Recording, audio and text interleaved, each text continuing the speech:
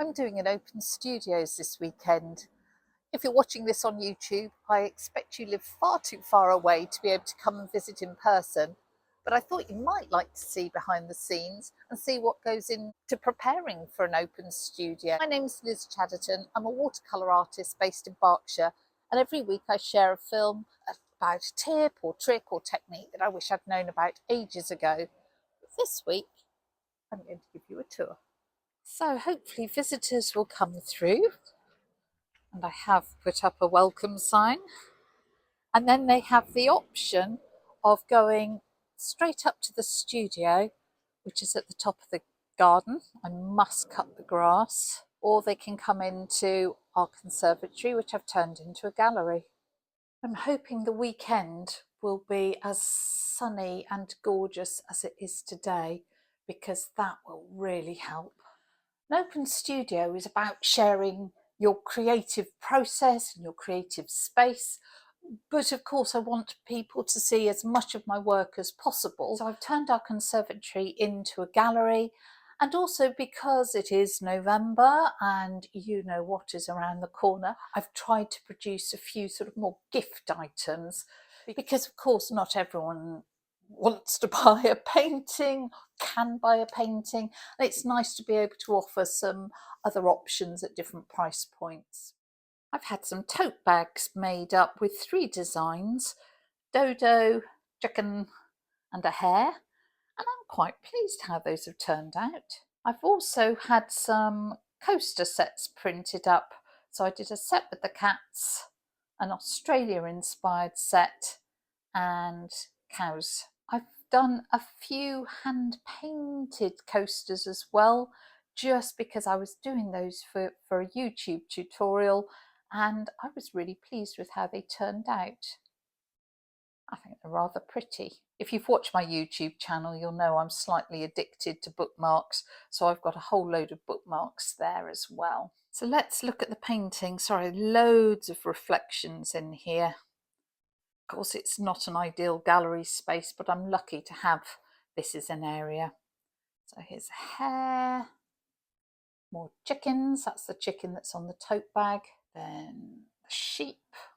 Always makes me laugh. I always like to put the sheep next to the wolf. Peacock. Yeah, the reflections really are quite strong, aren't they?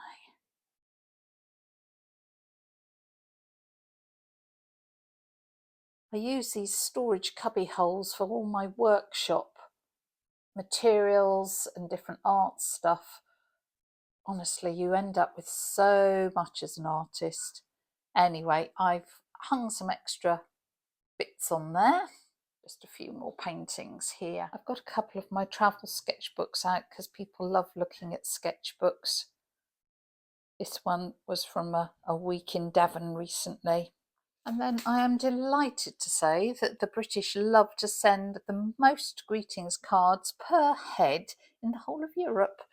And people always like to stock up with a few unusual greetings cards, so I've got loads out there. It's the end of the season. I'm not doing any other events after this, so I thought I would see if I could clear some of my unframed originals.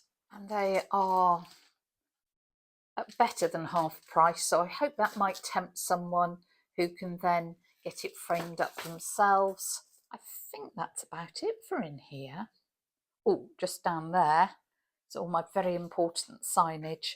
Look, I won't put those out, all the pointy signs, until Saturday morning. I'm not sort of littering the local village, but I will get good signage out. Hopefully people might, even if they didn't know it's on, just see the signage and come anyway. As well as getting signs out, I've just got a few more leaflets. Let me show you. It's just an A4 folded with all our details on, and then a map on the back. I've just got a few more of those to pop through some doors. And oh look, yes, I've managed to find my acorn stamp. We're called Acorn Open Studios, and the idea is if you visit at least 5 of the venues and get a stamp at each one, then you get put into a prize draw for a little bag of goodies we've all donated. After people have looked around the conservatory, they are going to be invited to come into our living room. because I thought it would be nice to see paintings in a slightly more domestic context so they can imagine how it would be in their house. You've always got to be a little bit security conscious if you're opening your house up, because you don't know who's going to come to visit. So I've used an easel to block off the door to go out of the sitting room, and I've used a screen over here to block off going into the other half of the room. Let's have a look at the paintings. I've hung a few paintings on the wall. So here's my lovely grizzly bear, inspired by our visit to Mexico. And here are my pair of pandas I have literally just finished. Well, the one on the right I have. And again, they were inspired by meeting, how do you say it? Xin, Zin, in Mexico City Zoo. Then I've got my toucans inspired by Costa Rica hanging on the screen, and a Triskeli of hares down on that little floor easel. Over here I have Mrs. Moo and Mrs. Roo. That made me laugh if no one else laughs about it. I do like a rhyme. So Mrs. Moo and Mrs. Roo. And then over here I've got a couple of my White Horse series. I've sold a couple from there, but these ones are here, and those are done in ink resist. Once they've had the fill of looking at artwork, they can head up to the studio if they want to see where it all happens. Or of course, people can head to the studio first rather than coming into the gallery. I'm not going to stop them. You've always got to be a bit careful about sort of health and safety if you're inviting people into your space, because I'm used to ducking my head to go under the apple tree up to the studio, but lots of people aren't. We've got a garden pond and I don't want any children falling in it either. Welcome to my studio. If you want to come in with me, I'll show you round. It's not huge, so it won't take long. Might be hard to believe, but I have tidied up considerably, so I hope you enjoy the tour.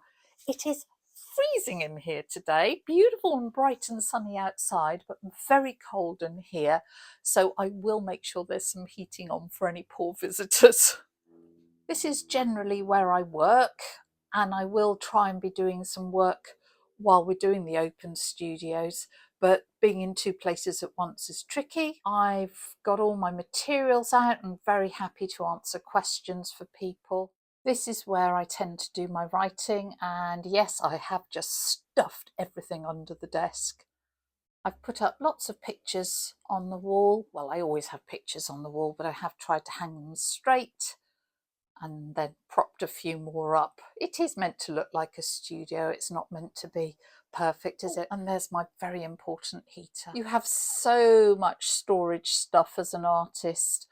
I bought this screen to try and disguise some of the mess, sort of like a pinboard thing, but I'm not sure how successful that is. Anyway, it is a working studio. That's the whole point of open studios. The idea of an open studio isn't to admire my housekeeping, is it? I hope not, anyway. It's to come into the working space to understand a bit more about the creative process, what goes into creating artwork, how ideas come from a sketchbook or from your mind and turn into a finished painting. I hope that's given you a bit of a behind the scenes look, even if you don't live local enough to be able to come and visit. Wish me luck!